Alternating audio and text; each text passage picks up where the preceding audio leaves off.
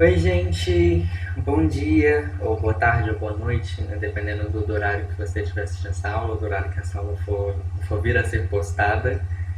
Meu nome é Matheus, eu não sei se vocês ainda se lembram de mim, né? A gente teve a nossa primeira aula do cursinho de inglês da Rede Emancipa, aqui da unidade de Venda Nova, inclusive, muito bem-vindos. Mas a gente teve a nossa primeira aula há pouco mais de um mês atrás e agora a gente vai dar continuidade à matéria e, diferentemente daquela última aula que foi focada em uma contextualização histórica do uso do inglês no mundo, que é aprender inglês, e principalmente de como o inglês cai no Enem, né? De quais estratégias que a gente consegue usar para tornar essas questões mais fáceis e mais inteligíveis, né? Que a gente consiga entendê-las com mais facilidade. E aí agora, aqui nessa segunda aula, a gente vai se debruçar um pouco mais sobre as estruturas gramaticais, né, do inglês. E sobre, especificamente, algumas estruturas básicas e que são, assim, e que dão mesmo a base para a gente conseguir entender e interpretar textos e as eventuais em questões ou usos da língua que a gente ainda vai se deparar no futuro, seja para fazer a prova do vestibular, ou seja em outros ou contatos que a gente vai ter com a língua, né? E aqui nessa aula a gente vai ver o verbo to be, né, que é o verbo ser ou estar, que é uma das estruturas mais assim fundamentais, né, porque é a partir do verbo to be que a gente consegue se referir a nós mesmos, a gente consegue se descrever, a gente consegue descrever outras pessoas, a gente consegue falar sobre as mais diversas coisas. A gente tem os pronomes, né, que são as palavras que a gente usa para substituir os substantivos sem precisar de ficar repetindo o nome deles. E a gente tem o present simple, que é o tempo, o verbal, que a gente usa para se referir ao tempo presente, né? As coisas que estão acontecendo agora. E em outros casos também. O que são pronomes, né? Acho que é bom a gente começar, acho que pela estrutura mais fundamental assim de uma frase, né, que é o sujeito, né? O que um pronome ele tem a ver com o sujeito, né? Um pronome, igual eu comentei agora, é uma palavra que pode ser usada no lugar de um substantivo, né? E ele é uma forma de se referir a coisas sem necessariamente precisar nomeá-las, dizer o nome delas. Então, por exemplo, a gente tem a frase the chair is blue, a cadeira é azul, né? A gente também pode falar isso como it is blue, né? Isso é azul. A gente não precisa se referir à cadeira necessariamente usando o nome dela, e é para isso que serve um pronome. E eu tirei essa definição aqui do Cambridge Dictionary, né, que é um dicionário muito bom, que inclusive eu uso para fazer os meus estudos, para estudar para os meus exames e tal. E ele tem essa definição de pronome, que é a seguinte: um pronome é uma palavra que pode ser usada no lugar de um substantivo, né, para que a gente não precise dizer o nome daquela coisa, né, o que aquela coisa é necessariamente, especificamente, e que normalmente esse substantivo ele já foi previamente citado em uma frase, né? Em um texto é muito comum que a gente encontre com pronomes, né? Quando a gente tá descrevendo alguma coisa e a gente não precisa reiterar o nome dela o tempo todo. Então, por exemplo, aqui nesse exemplo aqui embaixo que a gente tem Joanna is my classmate. Joanna é minha colega de sala. Joanna is very intelligent. Aí a gente podia continuar descrevendo características de Joanna, né? Que essa última foi Joanna é muito inteligente. A gente poderia dizer Joanna is very beautiful, que é Joanna é muito bonita, né? Só que na vida real a gente não repete o nome das coisas o tempo todo, porque a pessoa que está recebendo a nossa mensagem, a pessoa com quem a gente está falando, ela entende que a gente está falando da Joana, mesmo se a gente não usar o nome dela, né? E aí a gente usa o pronome she, que significa ela em português. Então, Joanna is my classmate. Joanna é minha colega de sala. She is very intelligent. Ela é muito inteligente. Ela é muito bonita. She is very beautiful, né? E isso que é um pronome, né? E o inglês ele tem uma classe de palavras muito importantes, né, que são os pronomes pessoais, né?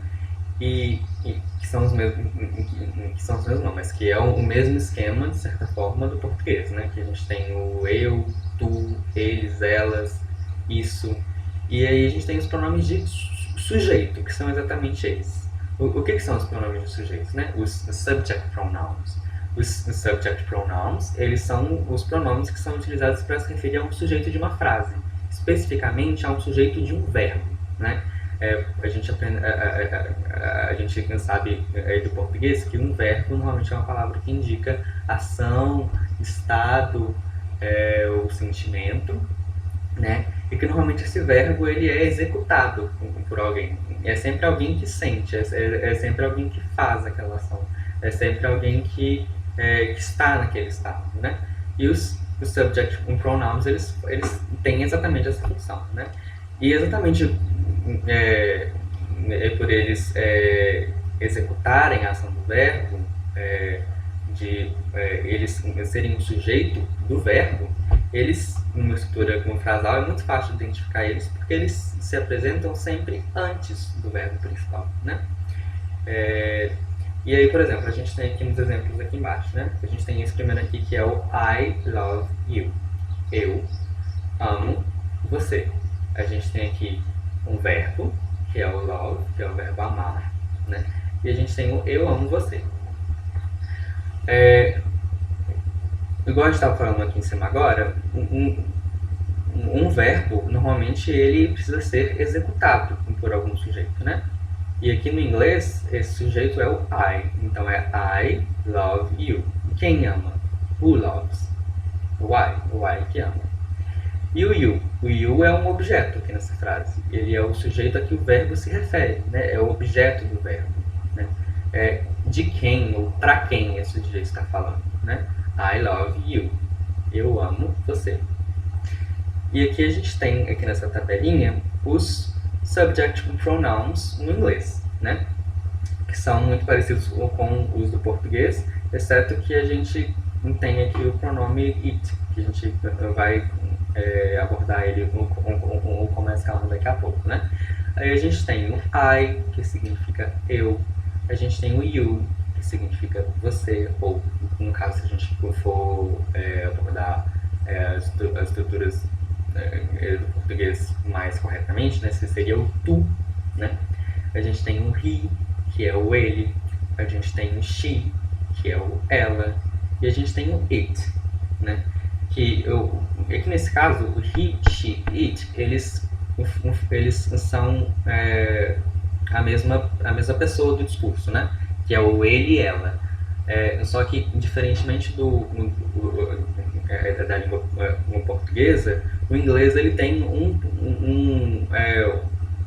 pronome de gênero neutro, né? Que tem o he, que é o masculino, o she, que é feminino, e a gente tem o it, que é o isso, que não tem gênero específico, né? He, ele, she, ela. E esses são os do singular, né? A gente está se referindo a um único sujeito, a uma única pessoa. E a gente tem o plural, né? Que é o we, que é o nós, que é o you, que é o vocês. O you ele se mantém, né? O singular, o do you, é a mesma coisa que o plural. E a gente tem o they, que é o eles ou elas. Essa palavra especificamente, o they, ela também serve de plural para o pronome neutro, que é o it, né? E aí a gente tem aqui os exemplos aqui em cima, né? Identificando os sujeitos, né? Aqui a gente tem essa frase, he likes ice cream. Ele gosta de sorvete. Onde que está o verbo aqui nessa frase, né? Se a gente fosse traduzir em português, que seria ele gosta de sorvete, né? O verbo aqui é gostar, né? É o likes, he likes, né? E quem likes, quem gosta de sorvete, né? Ele que gosta, então ele é o sujeito, ele executa o verbo. He likes, he plays, he says. Ele faz, executa alguma ação ou necessariamente executa o verbo, né? E aqui a gente tem you are really beautiful, né? Aqui a gente tem o verbo to be, que é o are, aqui especificamente, né? No caso do you, que é o verbo ser ou estar. E aqui tem você é ou está muito bonita. Aqui pode ser tanto ser ou quanto estar, né? Mas existem contextos em que a gente vai abordar um pouco mais aqui pra frente sobre o verbo to be, se é ser, se é estar, e etc. Isso não é muito importante agora. Mas é importante que a gente entenda que o verbo ser ou estar, ele tem um sujeito que é o you. You are really beautiful. Isso é a regra na língua inglesa, né? As sentenças do inglês, elas têm sempre sujeito. Sempre. No português, às vezes a gente tem frases que tem um sujeito oculto, que não tem sujeito, né? Por exemplo, a frase está chovendo, né? Em inglês a gente não pode falar is raining, né? Está chovendo, né? Não só com o verbo, igual a gente usa no português. A gente tem que falar it is raining, com o sujeito it, né? E isso a gente chama de um pronome impessoal no inglês, né? E a gente tem aqui outro exemplo, né? Que é o she lives with two friends. Ela mora com dois amigos, né? A gente tem she, que é o pronome no singular para ela, né? Lives, que é o verbo, né? Que significa viver ou morar. Ela vive com dois amigos, ou ela mora com dois amigos, né? E aí a gente tem em quem mora? Ela, né? E com quem, né? O objeto da frase são os two friends, os dois amigos, né? E agora para o próximo slide. E aqui, vamos falando um pouquinho mais sobre o pronome it, né? Igual a gente comentou, né? Os pronomes da terceira pessoa do singular, né? Que no português são ele, ela, né? Porque na língua inglesa tem he, she, it, né? Tem ele, ela, isso. Eles têm três, eles podem ter, essa terceira pessoa pode ter três gêneros, né? Que é o masculino, o feminino e o neutro, né? O masculino, que é o he, ele, o feminino, que é o she, ela, e o neutro, que é it. Para que a gente usa esse gênero que é neutro, né? A gente usa normalmente para se referir a objetos, a animais e a coisas no geral. Resumindo, para coisas que não são pessoas, que não são gente, né? Por exemplo, a gente fala de uma cadeira, essa cadeira é sempre it. Então é esse exemplo aqui embaixo. The chair is blue. It is blue, né? Porque a cadeira, diferentemente do português, que os objetos eles têm gênero, né? Porque em português é a cadeira, é o celular. No inglês a gente, os objetos eles não têm gênero, eles são gênero neutro, eles são it, né? Mesma coisa para os animais, exceto animais que são animais de estimação, porque normalmente a gente cria um apego emocional e a gente chama, por exemplo, um dog, né, que é um cachorro de he ou she, dependendo se esse cachorro é ele ou ela. Mas normalmente, quando a gente fala principalmente de animais silvestres ou de animais que não são próximos da gente, de certa forma, a gente usa o it, que é o isso, que é o coisa, né? A gente usa para se referir a coisas, animais, objetos, coisas no geral. A gente tem aqui, por exemplo, o exemplo The anaconda snake, né? A cobra anaconda, is native to South America. Ela é nativa da América do Sul. Né? A gente poderia reescrever essa frase ocultando o nome daquela do sujeito, né, da cobra, e transformando ele em um pronome, né, que é o it. Então, it is native to South America. Isso é nativo da América do Sul, né? A cobra, especificamente. A gente também consegue usar o gênero o it, né, para falar de coisas, então, por exemplo, lugares, né, cidades, países, qualquer coisa em que é um substantivo, né, que é alguma coisa que consegue ser nomeada, que não é uma pessoa, que não é humana, né? E a gente tem, por exemplo, aqui o exemplo de Belo Horizonte, né? A gente tem aqui a frase: Belo Horizonte is the capital of Minas Gerais. Belo Horizonte é a capital de Minas Gerais. A gente poderia substituir o Belo Horizonte pelo pronome it, né, que seria it is the capital of Minas Gerais, né? E igual a gente comentou agora um pouquinho mais cedo no slide anterior, né? O it ele funciona como um pronome pessoal também, né? Porque no inglês a gente tem frases, melhor, no inglês não, no português, a gente tem frases que não precisam de um sujeito explícito, né? A gente tem frases do tipo está chovendo, ou está fazendo sol, ou acho que eu vou pegar o exemplo aqui, acho que do está chovendo mesmo, né? Quem está chovendo? O que está chovendo? Não tem quem ou o que, porque não tem um sujeito, que é esse quem ou o que, né? O sol está chovendo. E no inglês, essa estrutura não pode acontecer dessa forma, ela não existe assim. Todas as frases do inglês, elas precisam de um sujeito, sempre. E aí o it aparece como esse sujeito para frases que no português a gente não tem sujeito, né? Então, aí, por exemplo, com frases como são 10 horas, it is 10 o'clock.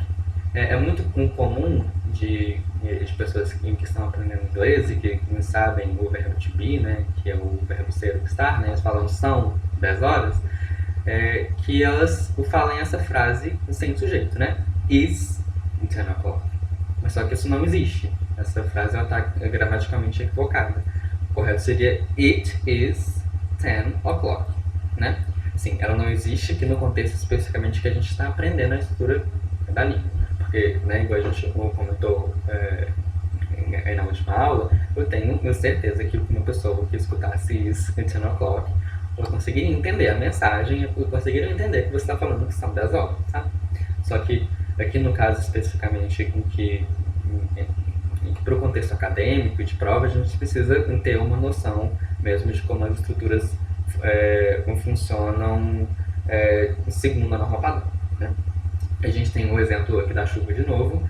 It is raining today. Está chovendo hoje, né?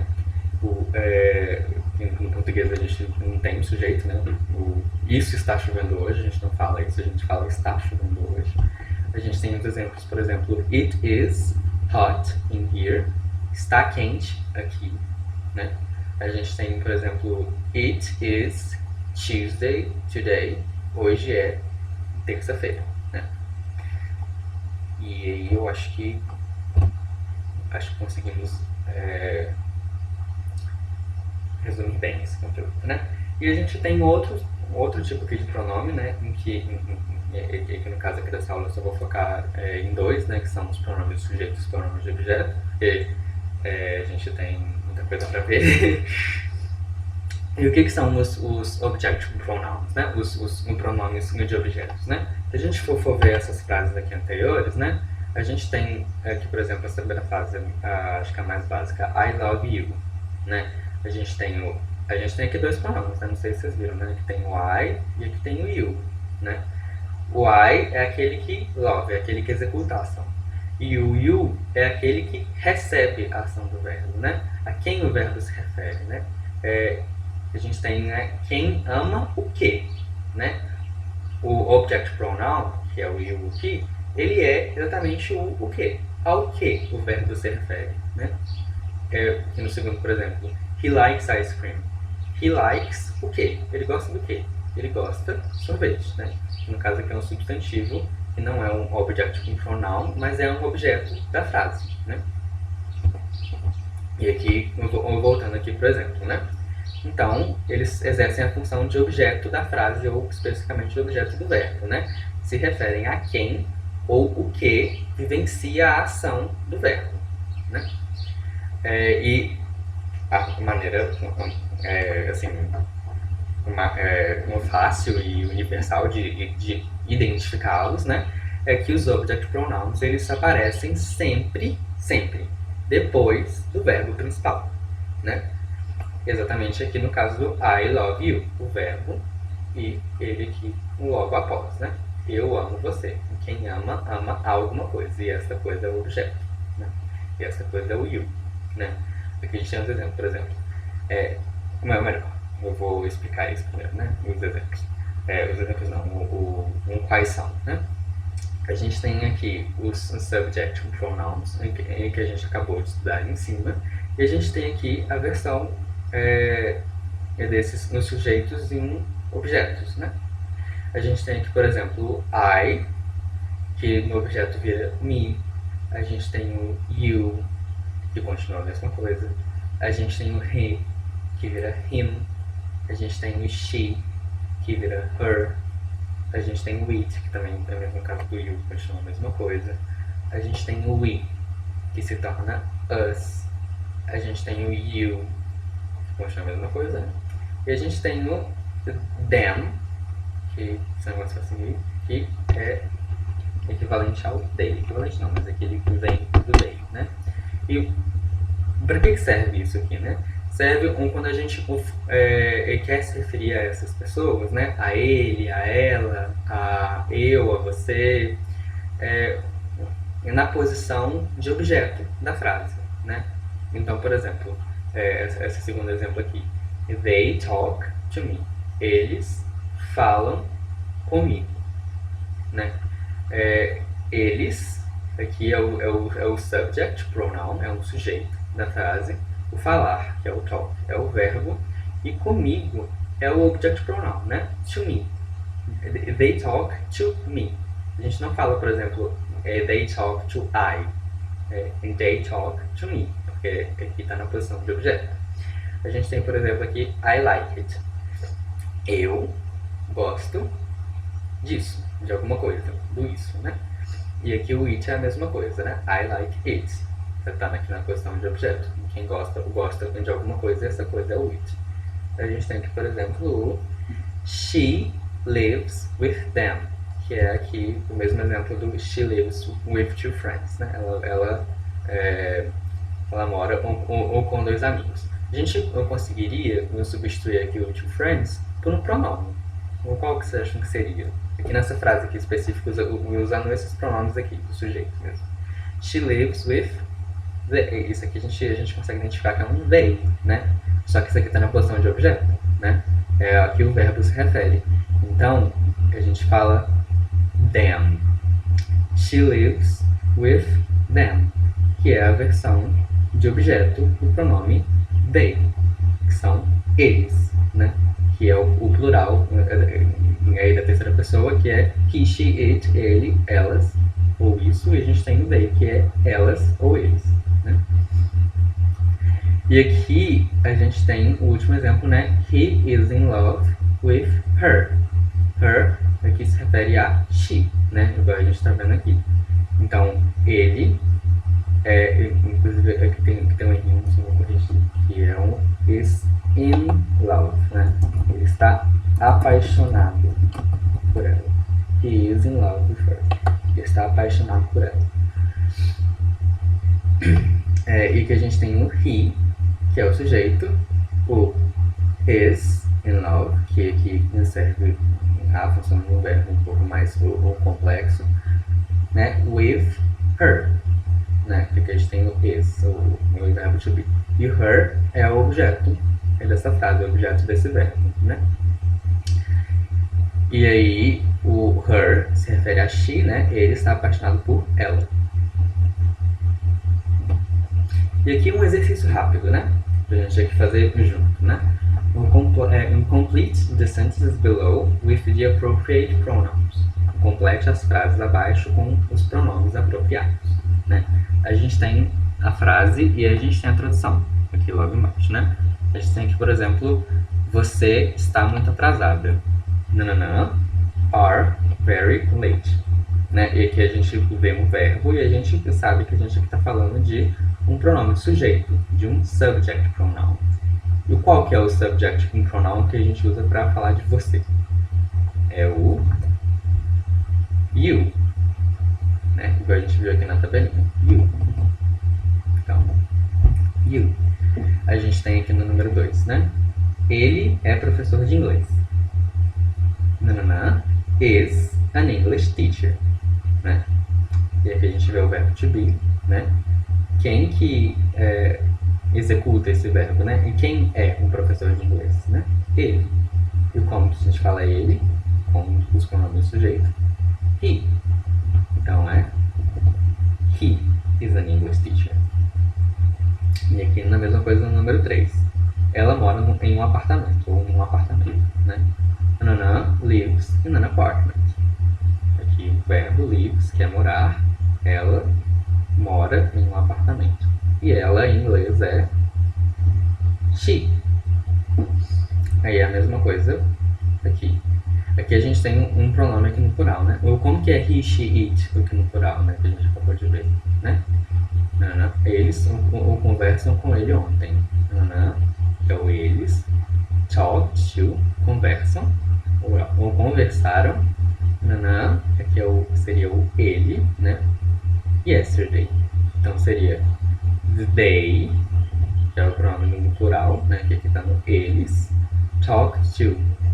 E aqui a gente vê que esse aqui é um sujeito e esse aqui é um objeto, né? Porque a gente tem aqui o verbo e a gente tem aqui o sujeito a que esse verbo se refere, né? Quem o conversou? Eles. E com quem? Né? Com them, que é a versão de objeto do verbo they. Ou melhor, isso está errado. Detalhe, gente, espera. Aqui é him. Porque se a gente for dar uma olhada aqui no slide anterior, a versão de objeto do ele, que é o he, é o him. Então é they talked to him. Eles conversaram com ele ontem. E a gente tem aqui eu trabalho no centro, né? Algum sujeito, work downtown. E quem trabalha no centro, né? É o eu. E o eu, um pronome de sujeito, né? Porque a gente está falando de um pronome que vem antes do verbo, é o I. Então a gente tem aqui I work downtown. Eu trabalho no centro. E a gente tem aqui no último, que é o número 6, se quiser errado era para ser 6 também, que é o nós nos esquecemos de fazer, ou de fazer lá a tarefa, de fazer alguma coisa. Lembrando, né? Coisas que sabem o que é, né? Então, o nós, enquanto pronome do sujeito, é o we, né? A gente vê aqui, nós. Nós. We, nós. We forgot to do. Ou como que a gente se refere a coisas, né? Coisas no objeto, né? É o it, né? Que é a mesma coisa, em que ele não muda de forma enquanto sujeito e enquanto objeto. Ele continua a mesma coisa. We forgot to do it. Eu vou passar mais exercícios para a gente estudar melhor isso e para a gente absorver melhor esse conteúdo, porque é muita regra, muita gramática e tal. Tá, e agora dizendo sobre esse famoso verbo que eu tenho abordado a aula inteira, né? Que é o verbo to be. O que é o verbo to be, né? O verbo to be, ele é um verbo que equivale aos verbos ser e estar no português, né? E como que a gente não sabe se é ser ou estar? Ele vai do contexto de cada frase, né? E o verbo to be é o único verbo que varia não apenas com o tempo verbal, como também ele varia de acordo com cada pessoa do sujeito. Mas, nossa, que saco! Tem 3 verbos to be diferentes para a gente decorar. Eu penso que o português tem 6, né? Que é eu, sou, tu, eres, ele, ela, ele, ela, nós somos, inclusive são completamente diferentes, né? Aí na língua inglesa a gente tem só 3. Inclusive, eles servem para diversas situações e para diversos pronomes. Eu vou conferir se eu estou gravando a aula. Estou gravando. Que susto. Imaginei que estou falando 1 milhão de minutos aqui sozinho. Acho que 30 minutos aqui falando sozinho.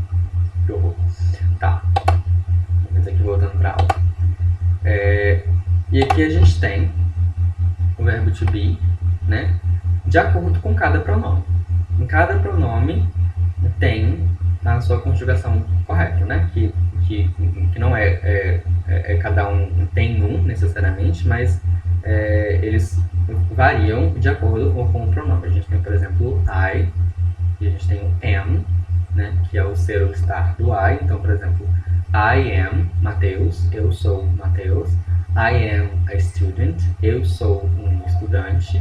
I am happy, eu estou triste, né, nesse sentido. A gente tem o you, que é a conjugação do verbo to be para o you é o are, né? You are beautiful, você é linda. You are intelligent, você é inteligente. Ou you are a student, você é um estudante, né? You are sad, você está triste, né? Ser ou estar. A gente tem o he, she e o it, que usam o is, né? He is pretty, ele é bonito. He is very intelligent, ele é muito inteligente. She is a student, ela é uma estudante. It is a dog, isso é um cachorro. Ou it is a candle, isso é uma vela. Ou it is blue, essa coisa que eu estou me referindo, ela é azul, né? É o verbo ser ou estar, em todas essas dimensões. E a gente aqui tem um plural. E o plural é muito fácil, porque o plural é sempre are, sempre, né? Independentemente se é a terceira pessoa, que no caso a terceira pessoa do plural é o they, né? Que é o eles, elas ou issos, né? Porque ele funciona como um plural do pronome do it, né? Que é o neutro, né? E todos eles usam are. Então, o nós, por exemplo, we are siblings, nós somos irmãos. We are sad, nós estamos tristes. You are happy, vocês estão felizes. You are students, vocês são estudantes, né? E a gente tem o they, que é o eles, elas, pro it também, né? Que é o they are, por exemplo, students, eles são estudantes, né? They are elephants, eles são elefantes, ou se a gente está se referindo a esses elefantes, ou a gente poderia falar they are big, né? Esses elefantes, eles são grandes, né? Esses elefantes são grandes, né? E aí é nesse sentido, é o ser ou estar, né? E como eu tô falando disso já faz alguns minutos, né? Mas o como especificamente que a gente sabe se o verbo to be está se referindo a ser ou estar? E é simples. Ele varia sempre de acordo com o contexto. Então, por exemplo, a frase I am Brazilian. Eu sou brasileiro, né? Eu sou brasileiro ou eu estou brasileiro? Eu sou, né? Então aqui pelo contexto a gente consegue identificar que só faz sentido se for eu sou brasileiro. I am Brazilian. E aqui, por exemplo, she is tired, que ela é cansada, né? O tired é cansado em inglês, né? Como que a gente identifica se isso é ser ou estar, né? É simples. A gente é cansado ou a gente está cansado, né? Tired diz respeito a um estado, né? Estar cansado, a gente não está sempre cansado. Quer dizer, algumas pessoas estão, mas enfim. É um estado, né? E então a gente consegue identificar que aqui é o estar, né? She is tired, ela está cansada, é uma condição do momento. E a gente tem esse último caso que é o they are married, né? Que é eles são ou estão casados. E sim, aqui nesse exemplo ele pode ser as duas coisas, né? Porque no português você pode ser casado e você pode estar casado. Não faz diferença, né? Então, a gente identifica se é ser ou se é estar baseado no contexto, né? E o verbo to be, ele tem, quando a gente constrói frases com ele, né? ele tem frases que a gente consegue, a gente consegue construir afirmações, né, frases afirmativas com o verbo to be, que são basicamente acho que todas essas que a gente fez, né, afirmando que aquilo é ou está de alguma forma ou é alguma coisa, né. Por exemplo, I am Brazilian, he is a student, she is very intelligent, ela é muito inteligente, it is a dog, isso é um cachorro, né. E a gente também tem as formas que são negativas, né? A gente tem, e a gente vai ver aqui mais pra frente, né? A gente pode falar coisas que a gente não é, né? A gente fazer frases que são na negativa, como no português, por exemplo. Eu não sou inteligente. I am not intelligent, né? He is not beautiful. Ele não é bonito. She is not a student. Ela não é uma estudante. Essa marca do negativo, ela vem sempre acompanhada pelo not, que aparece depois do verbo to be, né? E a gente tem ainda a construção de frases interrogativas, né? Ou como que a gente fala, como que a gente elabora com perguntas sobre aquela coisa ou aquela pessoa ser ou estar, né? O que ela é ou como ela está. Então, por exemplo, am I a student? Eu sou uma estudante? É uma pergunta. Ou is he beautiful? Ele é bonito, né? Você perguntando para outra pessoa se essa pessoa é bonita. Is she married? Né? Ela é casada? Is she married? Is it a dog? É um cachorro? É uma pergunta, né? Aí a gente traz o verbo, né? O verbo to be para o início da frase. Então seria am I? Aí a pergunta e a interrogação. Tem?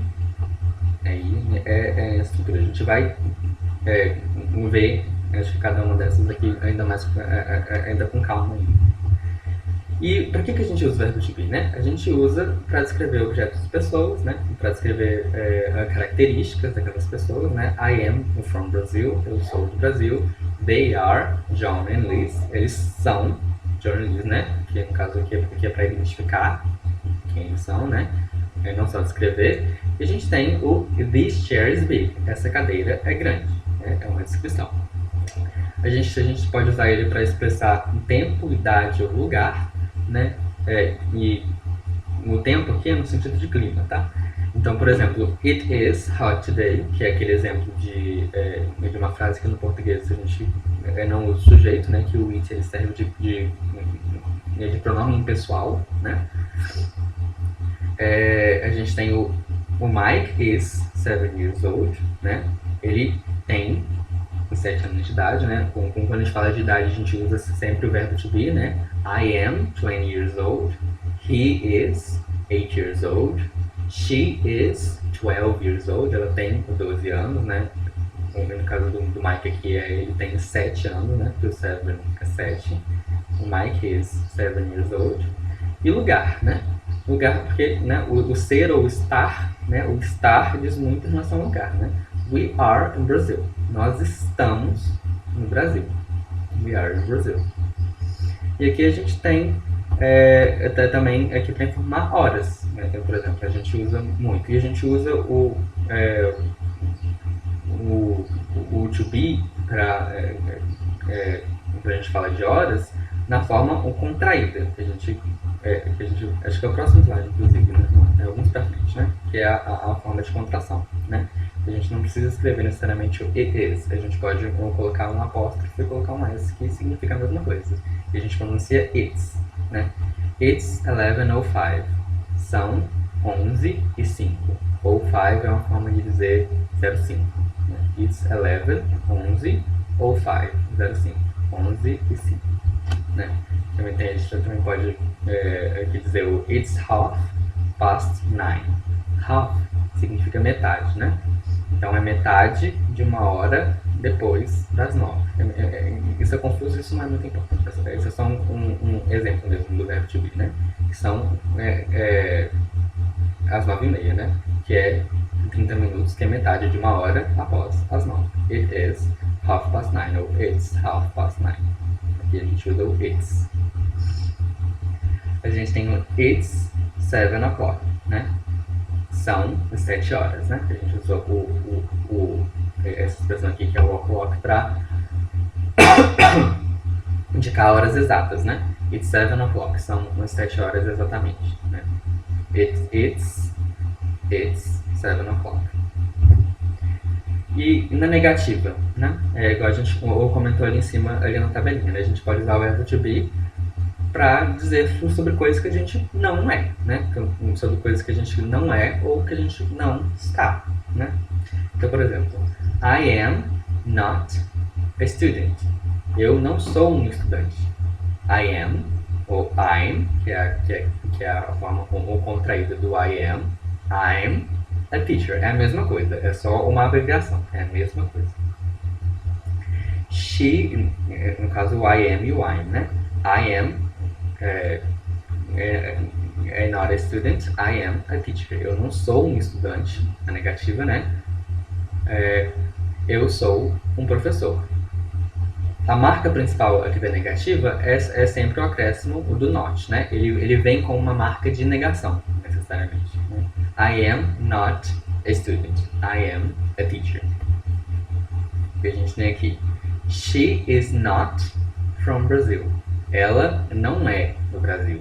She is, que no caso aqui é a abreviação do is, é a contração, na verdade. She is, ou she's, from South Africa. Ela é da África do Sul. She's not from Brazil. Ela não é do Brasil. Ela é da África do Sul. It is not a dog. It's a wolf. Isso não é um cachorro. Isso, com a contração, é um lobo. It's a wolf. Wolf é lobo, nesse caso. E aqui dog é cachorro. It's not a dog. It is not a dog. Isso não é um cachorro. Isso é um lobo. Isso é um lobo. It's a wolf, né? Porque o to be é o verbo ser ou estar. E o ser no português aqui nesse caso é o é, né? They are not happy. They are sad. They are not happy. Eles não estão felizes. They, or their, né? Que é o they are, a contração, are sad. They are not married. Eles não são casados. They, ou they're, just friends. They are just friends. They're just friends. Eles são apenas amigos. Eles são apenas amigos. O just aqui é apenas e o friends é amigos. E o married, igual a gente olhou ali para trás, é casado. He is not a soccer player. Essa palavra que a gente viu aqui na primeira aula, né? O soccer, que é futebol. E player. O que você acha que player significa? Player significa jogador. Então, he is not a soccer player. Ele não é um jogador de futebol. He is, ou he's, a dancer. Ele é um dançarino. E a última forma aqui que a gente consegue usar o verbo to be, né? É na forma interrogativa, né? A de construir perguntas, né? Usamos a estrutura interrogativa do verbo to be, né, para fazer perguntas sobre os verbos ser ou estar. Então, por exemplo, eu poderia perguntar: Are you, Mateus, né? Porque o are é o verbo to be do you, né? Are you, Mateus? Você é o Mateus? Is she a student? Ela é uma estudante, né? She is a student. E a marca principal da versão interrogativa é que o verbo to be aparece sempre no início da frase. Sempre. Ele começa a frase, sempre. Então, is he a student? Ele é um estudante, né? Ele é um estudante. Is it a dog? Isso é um cachorro? Is it a dog? Are they friends? Eles são amigos? Are we related? Related se significa se eles são relacionados em relação ao parentesco. Então, se eles são parentes, né? Are we related? Nós somos parentes? Are we related? Nós somos parentes, né? Mas só que não é uma pergunta, e em inglês o verbo to be, que é o ser estar, ele aparece no início da frase quando a gente está fazendo pergunta. É isso. E aí, por último, hoje, porque senão essa aula vai ficar gigantesca, a gente tem as contractions, né? E o que são as all contractions? Com frequência, acho que principalmente em contexto de fala, o verbo to be é usado de uma forma contraída, né? E acho que tanto e isso é muito mais comum em fala, só que isso também é escrito, isso também pode ser escrito e não muda muita coisa, né? A frase continua correta, né? E para formar uma contração, o que a gente faz? A gente junta duas palavras, né? Seja o sujeito e o verbo to be, ou seja o not e o verbo to be. E a gente junta as palavras e a gente substitui a primeira, o vogal do verbo to be, né? Que no caso as três, uma variação do verbo to be aqui, que é o am, o are e o is. O am do I, o are do you, do we, do they e do you também, no plural, né? O is, do he, she, it, né? E a gente tira a primeira, essa primeira aqui letrinha, essa primeira uma vogal, e a gente substitui aqui por esse sinalzinho que é um apóstrofo, né? Então, por exemplo, I am vira I'm. O you are vira your. O he is vira his. O she também vira she's. O it vira its. O we are vira we're. O you are vira your. E o they are vira their. É a mesma coisa. Isso aqui é they are, isso aqui é you are, isso aqui é we are, isso aqui é it is, she is, he is, you are, I am. Só que isso aqui é uma versão ou contraída de dizer. Eles são exatamente a mesma coisa, é só outra forma de dizer e de escrever, né? O verbo aqui o verbo to be, em sua estrutura aqui é negativa, né? Que é o do I'm not, you are not, he is not. Ele também pode ser um contraído. Aqui nesse caso, essa conjunção pode acontecer de duas formas, né? Você pode juntar o sujeito e o verbo to be, ou você pode juntar o verbo to be com o not, né? Que é a junção de aren't. Aqui, por exemplo, you are not, you aren't. You're not, you aren't. Essa aqui é a junção do are com o not. E é a mesma coisa de se falar you are not. É a mesma coisa. Isso é só outra forma de escrever. Tá? E aqui a gente tem o I'm not, né? Com a junção do sujeito e do verbo to be.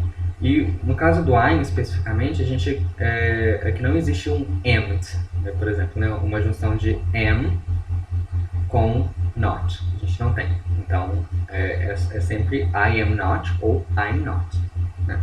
Aqui a gente tem o he, she, it, que é o he is not, né? He's not, ou he isn't, que é a junção do is com not. He isn't.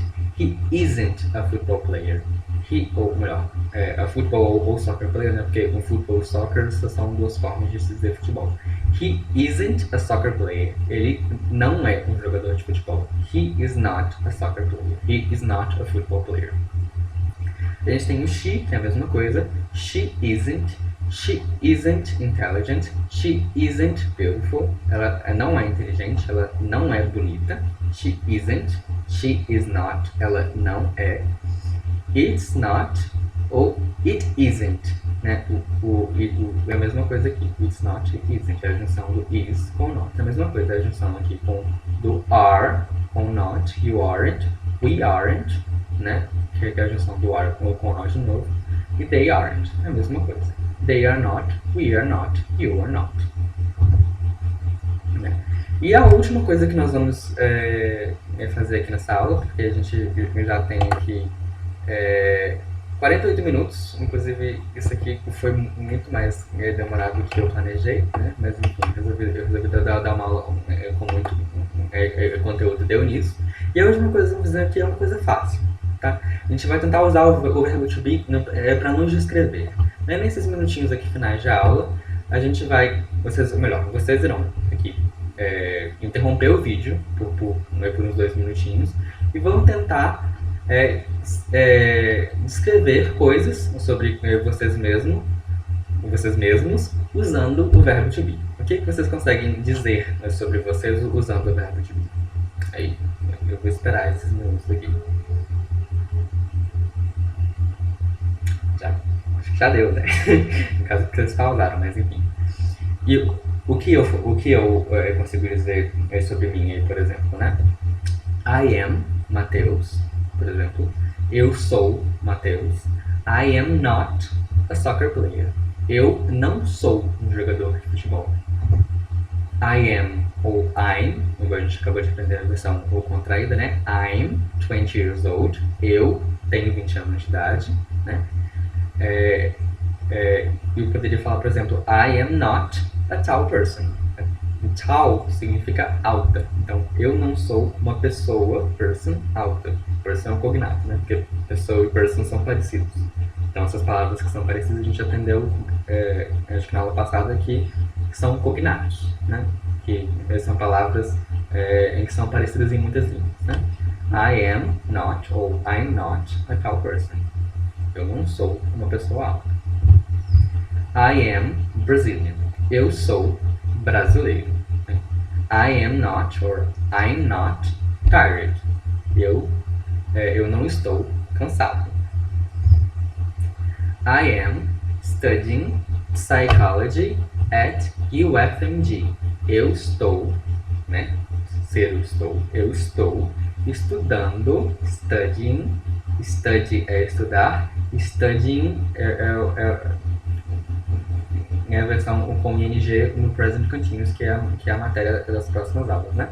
Studying, eu estou estudando, é uma coisa que está acontecendo no momento, né? I am studying psychology at UFMG. Eu estou estudando psicologia na UFMG. Né?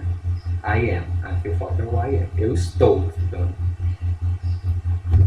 E é isso. E espero que essa aula tenha sido esclarecedora em algum aspecto, né? Na próxima aula a gente aqui começa a abordar o simple present, né? Que é o tempo que a gente usa para falar do presente, de rotina e de coisas que são, de fatos, né? O verbo to be aqui que a gente aprendeu, ele é no simple present, né? É o present simple, a gente está falando de coisas que são no presente, né? De fatos, de características nossas. Então a gente já tem um pouco de caminho andado, a gente só não viu a definição e a estrutura exatamente, né, das frases em present simple. Se vocês tiveram qualquer dúvida, essa aula ficou gigante, eu sei, eu peço desculpas, as próximas aulas elas irão ser menores. E se vocês tiverem dúvidas, eu estou disponível para responder dúvida ou no WhatsApp ou em qualquer outra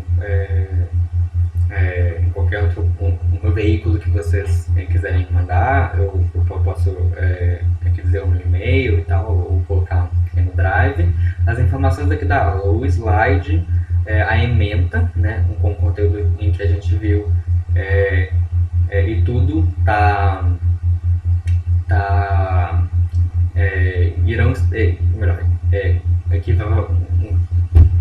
vai estar postado agorinha no Google Drive, com todas as informações que vocês precisam, ou para quem quer estudar separado, ou para quem quer os slides, etc. Tá tudo lá. A emenda, o conteúdo que a gente viu, tá tudo lá.